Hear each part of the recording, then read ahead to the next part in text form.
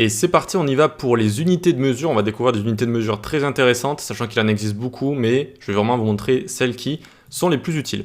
Petit CTRL Z ici, on enlève le lorem, on enlève box 3, box 2, on laisse juste une box. Voilà, tout simplement, on laisse la box ici. Et là, pareil, on va juste laisser notre box, voilà, juste notre box ici. On lui enlève position relative, etc. Voilà, on va juste faire une box de 300 par 300 et avec un background crimson. Très bien. On commence par VH. Viewport 8. Je vous l'avais déjà montré parce que ici, à notre body, je lui avais donné 100 VH. C'est une bonne manière parce qu'en fait, de base, le body n'a pas de hauteur. Il a une largeur de 100% du navigateur, mais il n'a pas de hauteur. Et donc 100 VH, c'est 100 Viewport 8. Viewport, c'est notre fenêtre de navigateur, si vous voulez, donc c'est notre navigateur. 100% de la hauteur d'écran du navigateur. Voilà. Du navigateur visible dans lequel on peut mettre notre code, hein, dans lequel notre code se visualise. C'est-à-dire sans, par exemple, ce qu'on a au-dessus là. Vous voyez, ça fait partie du navigateur, mais du coup, Viewport 8, ça veut dire view, c'est seulement la fenêtre visible du navigateur, si on veut, d'accord? Celle sur laquelle on peut exercer notre code. Voilà, on peut visualiser plutôt qu'exercer.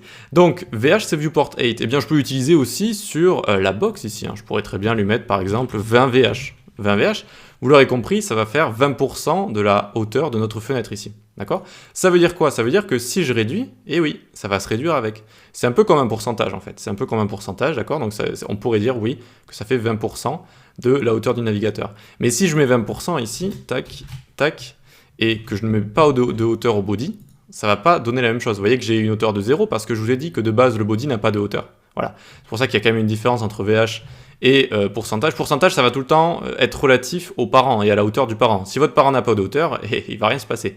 Alors que si vous n'avez pas de parent si votre parent n'a pas de hauteur ni rien, pas de problème avec VH, sachant que la fenêtre, elle, a une hauteur. Elle a une hauteur. Donc ça, c'est VH, Viewport 8. On a la même chose, vous l'aurez deviné, pour Viewport Width, VW ici. Et c'est exactement pareil. Hop. Hop, alors là oui, je lui ai donné en hauteur, donc ça fait un petit peu bizarre, c'est-à-dire que j'augmente la largeur du navigateur, ça lui augmente sa hauteur. C'est normal, mais ça fait un petit peu bizarre. Donc en général, on va plutôt utiliser, ici on va mettre, on était à 300, c'est ça, 300 sur 300, et donc on va plutôt utiliser voilà, 30 VW sur la largeur, ça va être un petit peu plus logique. Et donc hop, vous voyez que ça va grandir avec la largeur de notre viewport, de notre fenêtre de navigateur ici. Voilà. Donc même combat, exactement pareil. Ça peut être assez utile même si on utilise plus VH que VW. Voilà, on utilise plus quand même VH que VW, mais ça peut être quand même assez utile, c'est une propriété sympathique. Notamment pour faire du responsive par exemple. Donc responsive, s'adapter à tous les écrans. Plus votre écran va être petit, plus ça va se réduire. Alors il ne faut pas hésiter à mettre des choses plus grandes, hein, parce que sinon ça va trop se réduire et on n'y verra plus grand chose. Mais ici, vous voyez que ça peut fonctionner par exemple, même si vous inquiétez pas, il y a une section entière sur le responsive. Donc ça c'est VW, Viewport Width, Viewport 8, pas très compliqué. On a également les pourcentages, ça on l'a déjà vu. Hop, par exemple 80%, ben là du coup ça va me faire exactement la même chose, ça va se référer au body qui fait 100% de la largeur du navigateur, donc vous l'aurez compris, ça fait tout le temps 80%. On a également auto qui peut être assez sympa. Donc auto ici, ça va calculer une valeur automatique pour votre box, et notamment la width qu'elle a ici. Pourquoi ça lui donne toute la largeur ici, 100%? Je vous rappelle qu'une div c'est un bloc, hein. Et donc si ici par exemple je lui donne 100 pixels de large, et que je commence à faire clic droit inspecter, on pourrait croire que ça prend que cet espace, mais non, vous le savez, ça prend toute la largeur ici, avec, vous voyez la marge à côté qui est automatique, sur les éléments de type bloc, voilà, ça va de gauche à droite, ça prend toute la largeur. Et du coup, on met auto, le navigateur il comprend, bon, bah, il a envie de prendre toute la place, finalement, que son type bloc prend, et du coup, ça va lui faire prendre comme ça toute la largeur. Alors la valeur auto, elle est assez, je vais pas dire traître, mais elle diffère selon les occasions et selon les éléments, en fait. Donc, elle peut être voilà, différente suivant les fois où vous allez l'utiliser. Par exemple, si notre box ici, je commence à lui mettre une 8 auto, tac, eh bien, ça va lui mettre rien du tout. Parce que là, par contre, vu qu'une div, donc un élément de type bloc, ça n'a pas de hauteur de base. D'accord? Ça a une largeur, mais pas de hauteur. Donc, en fait, ça va être automatique suivant ce qu'on va mettre dedans. Si je mets du contenu, eh bien, ça va prendre la hauteur du contenu. Et hop, vous voyez que ça met la hauteur du contenu ici. Mais pas que le contenu. Ça peut prendre aussi tout ce qui est padding. Et donc, regardez, si je rajoute du padding, notamment 50 pixels en haut et en bas, 0 à gauche et à droite, eh bien, ça va nous augmenter tout ça. Vous voyez que ça agrandit. Et si je mets une bordure, eh bien, c'est exactement la même chose. 50 pixels solide crimson, pour rester dans la même couleur. Vous allez voir que ça va rajouter du contenu. hop, ça va être plus grand comme ça, parce qu'on a rajouté des bordures partout en fait. Voilà. Donc vous savez, hein, le modèle de boîte, padding et border, c'est pour ça qu'on utilise box sizing des fois, c'est-à-dire que ça va rajouter, ça peut rajouter du contenu. Donc vous voyez que comment width auto, bon ben en fait ça va juste prendre toute la largeur vu que c'est un élément de type bloc, et height auto, ça va prendre tout le contenu qui est à l'intérieur, mais aussi le padding et les bordures. Voilà. Donc ça diffère un petit peu auto suivant nos éléments et les contextes dans lesquels nous les utilisons. Donc c'est un petit peu, il faut le connaître un peu à l'expérience. Voilà, mais ça peut être assez utile certaines fois. Notamment, vous connaissez aussi Margin 0 Auto. Donc si on commence à mettre ici, comme tout à l'heure, 300 par 300, hop, et bien du coup on a notre box ici, et puis on peut mettre Margin 0 Auto. Et pareil, en fait, le navigateur, bon, 0 en haut et en bas, d'accord, et il va dire, il a une marge qui va de gauche à droite, qui prend toute la largeur vu que c'est un élément de type bloc.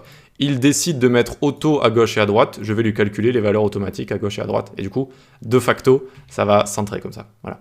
Donc auto, intéressant, mais il faut un peu connaître les contextes d'utilisation.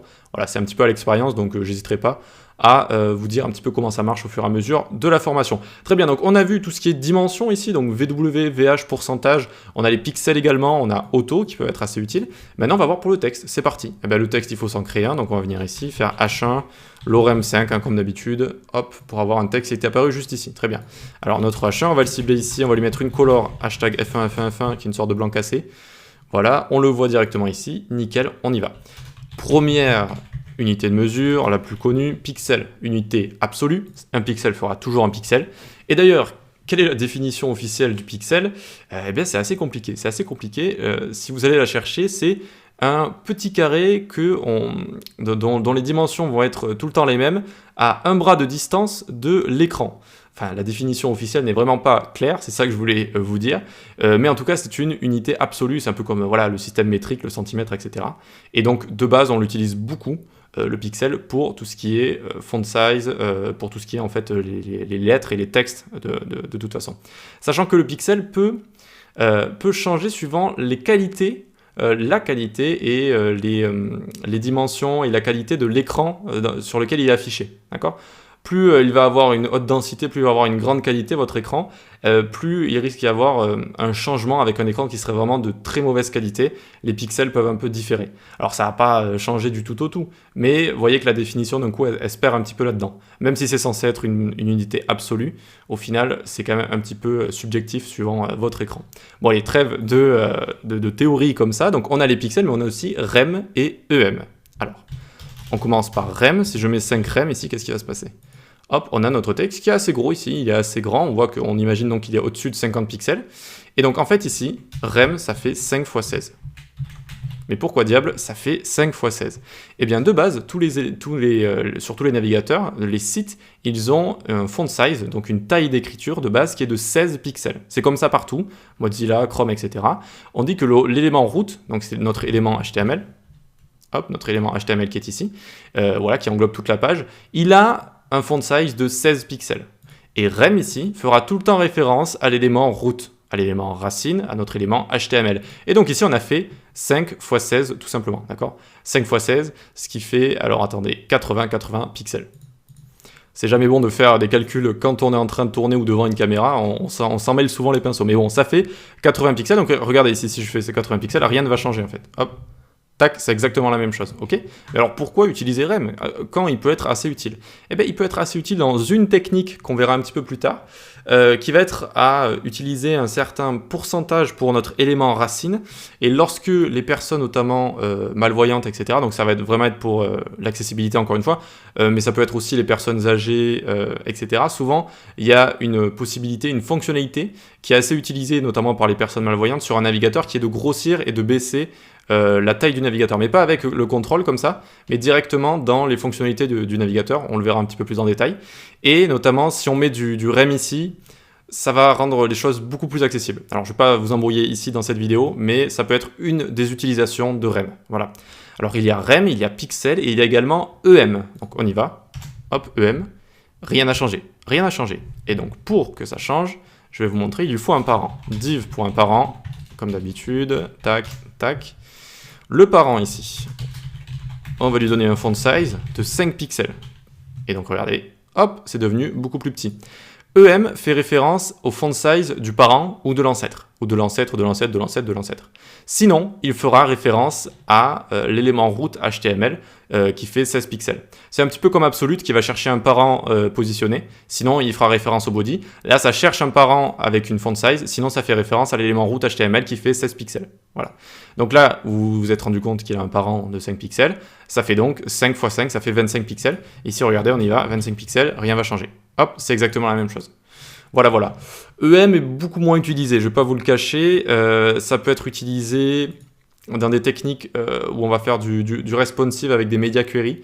Donc on le verra également, on verra également quelques petites techniques, mais je dirais que REM est quand même plus utilisé que EM, et voilà, tout simplement. Donc ne soyez pas surpris, je voulais quand même vous les montrer, évidemment, parce que si vous commencez à tomber sur du code en ligne avec des REM, des EM, vous allez dire, mais qu'est-ce qui se passe, c'est quoi ces unités de mesure démoniaques? Ok, donc on a pixel, EM, REM, et pour les dimensions, VH, VW, et on a également donc tout ce qui est auto, pourcentage, et les pixels qu'on peut utiliser à peu près partout. N'hésitez pas à vous les marquer, c'est vraiment les plus utilisés parce que regardez, je vais vous montrer, hein, il y en a, alors CSS Unit Measure, alors attendez, j'ai peut-être fait une faute, non c'est bon. Il y a plein de sites à chaque fois, oui voilà, je voulais chercher celui-là. Voilà, donc on a EM, pixels, PT, les centimètres, c'est vraiment pas recommandé du tout. D'ailleurs, regardez, il y a écrit non recommandé ici. Millimètres, etc. Il y a des PT, si je dis bien, c'était les cases d'imprimante. Vous voyez que c'est passé de l'imprimerie aux pages web un petit peu. Donc il y en a beaucoup, hein, il y en a beaucoup. Mais vraiment les plus utilisés, je vous les ai montrés dans cette vidéo. Je vous ai montré dans cette vidéo tout simplement. Voilà, mais vous pouvez quand même retrouver toutes les unités, notamment ici, voilà, sur le web MDN, etc. Vous allez avoir toutes les unités de mesure.